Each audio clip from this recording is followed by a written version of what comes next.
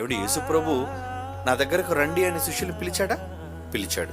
3.5 సంవత్సరాలు వాళ్ళకి ట్రైనింగ్ ఇచ్చాడా? ఇచ్చాడు. తర్వాత ఏం చేశాడు? వెళ్ళండి నాయన, మీరంతా వెళ్ళండి, సర్వలోకానికి వెళ్ళండి. పిలిచాడు, నేర్పించాడు, పంపించాడు. మరి వీళ్ళు పిలుస్తారు, నేర్పించడం అంటే ఏదో అటు అటుగా నేర్పిస్తారు.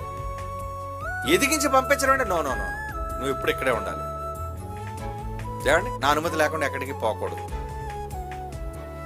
అంటే అభివృద్ధి. అభివృద్ధి అంటే ఏమంటే దేవుడు వేసిన ఒక మామిడి పండు ఎన్ని మామిడి వృక్షాలు. ఈరోజు అనేక ప్రాంతాలు ఎన్నో వృక్షాలు, మహావృక్షాలు. మరి అన్ని వృక్షాలు ఉండబట్టే కదా ఇన్ని కోట్ల మంది మామిడి పళ్ళు రుచి చూడగలుగుతున్నారు. మొత్తం అంతటికి ఎక్కడో దగ్గర 10 చెట్లు ఉన్నాయి అనుకోండి, అప్పుడు చెట్టుకు వచ్చే ఒక కాయ అంతటా తెలుసా 10,000 ఉంటుంది ఒక కాయ.